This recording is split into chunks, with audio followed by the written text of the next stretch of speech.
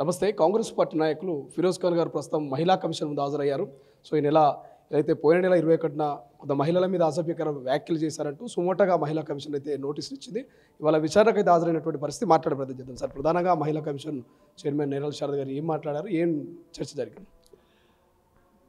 ఆయన నాకు అడిగినారు, మీ స్టేట్మెంట్ మీకు గుర్తున్నది? నేను 100% గుర్తున్నది.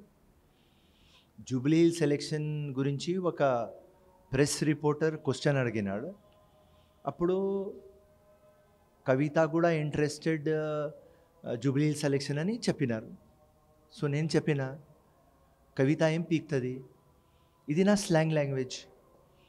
సో తెలుగు ఇప్పుడు నేను నేర్చుకుంటున్నా అండ్ అది ఫ్లోలో వచ్చేసింది.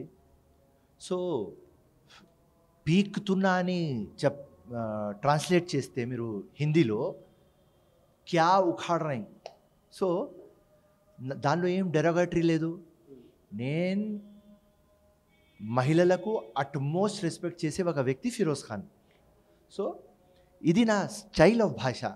నేను ఇప్పుడు మాట్లాడేటప్పుడు సోనియా గాంధీ, ప్రియాంక గాంధీ, రాహుల్ గాంధీ, రేవంత్ రెడ్డి ఇట్లనే చెప్పేస్తా. సో కేటీఆర్ పెళ్ళం ఇది చెప్పేస్తా, కవిత. సో మేడం ఏమంటున్నారంటే మీరు రెస్పెక్ట్గా శ్రీమతి గారు, జీ అది యూజ్ చేయాలి. సో ఇది నా భాష, ఈ స్టైల్లో నేను ఫంక్షన్ చేస్తా. సో నాకు ఏం డెరోగేటరీ ఎక్కడ కనిపించలేదు, రైట్? అది ఒక తెలంగాణ యాస భాష. ఏం పీక్తర్, వాట్ ఈజ్ రాంగ్ అని అడిగిన, రాసి కూడా ఇచ్చేసిన. సో అట్మోస్ట్ రెస్పెక్ట్స్ ఉమెన్కి నాకు ఉన్నది. అట్మోస్ట్ రెస్పెక్ట్ టు కవిత గారు, utmost respect to KCR wife.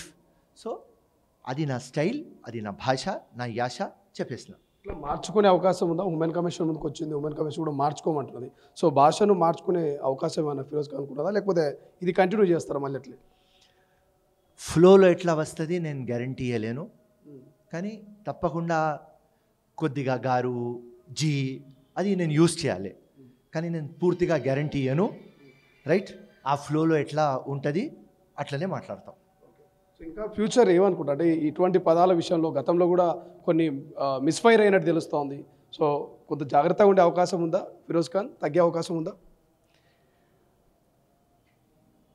పబ్లిక్కి ఎప్పుడు దాకా ఇష్టం ఉన్నది అప్పుడు దాకా ఇట్లనే నడుస్తూనే ఉంటుంది.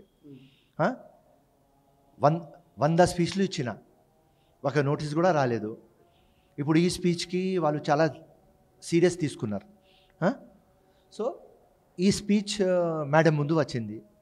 తప్పకుండా మళ్ళీ మీకు ఛానల్ ముందు చెప్తున్నా, మహిళల మీద గౌరవం ఉన్నది మాకు, కానీ ఇది మా యాస, ఇది మా భాష, ఇది మా స్టైల్, ఫ్లోలో చెప్తాం, దానికి దిల్ మీద తీసుకోవద్దు.